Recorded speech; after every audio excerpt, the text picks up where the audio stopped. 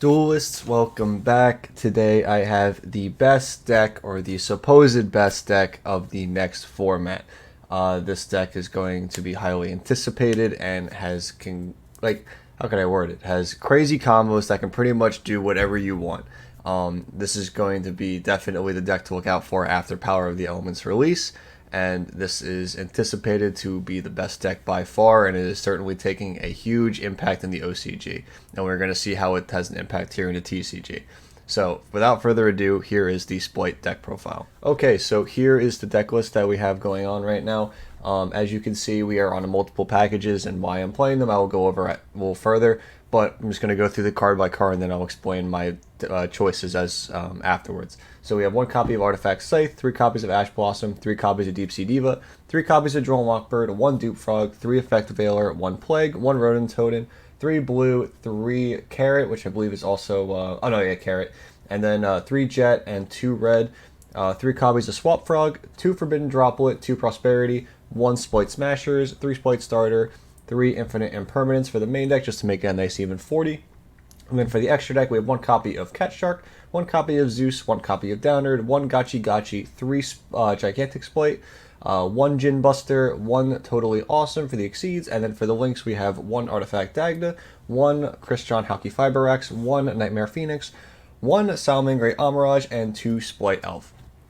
So this is the list I landed on. Obviously, there's no side deck yet. I didn't want to do any crazy side deck like tech options yet. I wanted to keep it main deck and extra deck just for a base, so you guys can figure out how you want to make it. Because there's so many ways you can make this deck.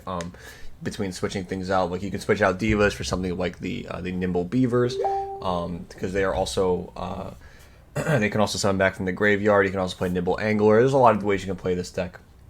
But yeah, I like Diva because it can go into a Hulk play. And then, I completely forgot. Oh my god, I'm so dumb. I did not actually put this card in. What's it called? I'm gonna have to change this right as we go. The third Gigantic doesn't come up too much. I'm pretty sure it's this one. There we go. This was pre-edit. There we go. Alright, yeah, so this is the main deck now. My bad, this is completely my fault. But yeah, we have to put the 1 TG Wonder Magician. But anyway, I'm on Deep Sea Diva and the Artifact package so that I can go into Halki Fiberax and Dagda so that we can scythe our opponents to lock them out of the extra deck. You can choose to play Baron to 4 if you want.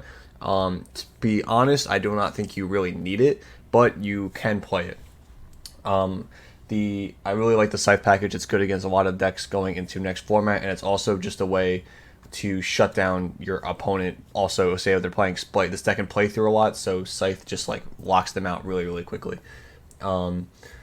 Hand traps, this deck can play a lot of them. I like Droll still because here in the TCG we have the Punk engine, and yeah, Punk is a very real deck and is something to look out for, and this is very good right now.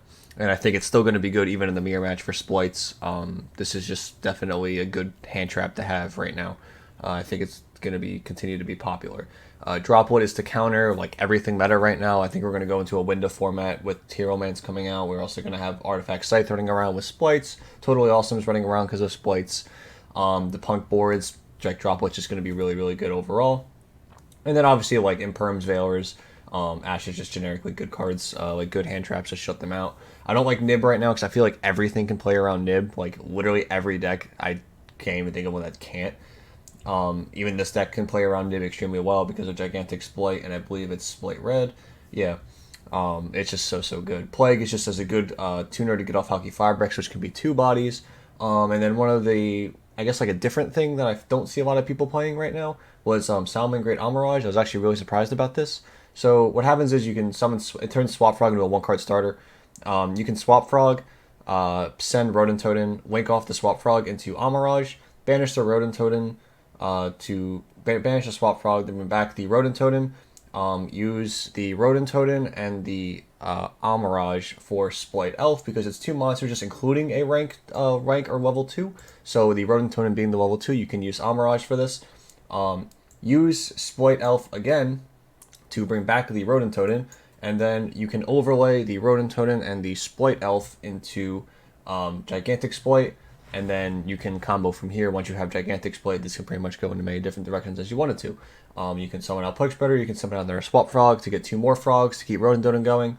You can summon out a Splight Blue, or a Splight Red, or a Splight Carrot, or a Splight Jet. There's so many options you can do from there, but the point of just literally just playing an Amirage just makes Swap Frog by itself one card combo. So I think that's really, really good and something to keep in mind. Obviously, Splight Starter's crazy. I cannot see myself playing this deck without Splight Smashers, because if you have Starter, Smashers is a great thing to search for when you're doing your combos with Sprite Jet. Prosperity just adds a little consistency to help find things like Droplet and whatnot. And yeah, Jin Buster being a monster negate. Obviously Zeus.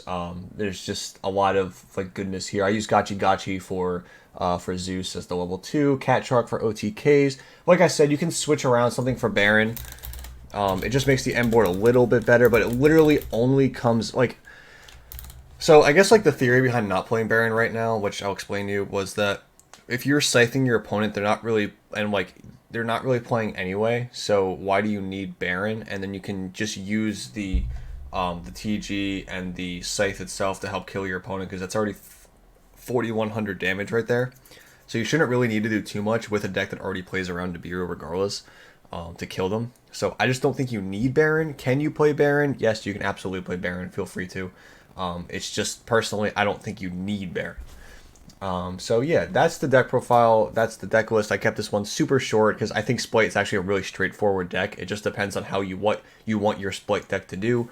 I know there's builds where you end on like Toad and some other stuff, and then you can use the Toad, negate something, take their card at resolution, use Splight Elf, bring back the Toad, so you have another negate, and it gives you resources back with Toad. Like, they're all good. Like, you know what I mean? Like, this deck can also do that. This build. They're all good in their own way. It's just however you want to make it, like I said. So I hope you guys enjoyed this deck profile. This is supposed to be then one of the next better decks for the next format after Power of the Elements comes out. So expect to see this at the next upcoming YCSs and be prepared. So I will see you guys in the next video. Have a good day, and I'll see you later. Bye.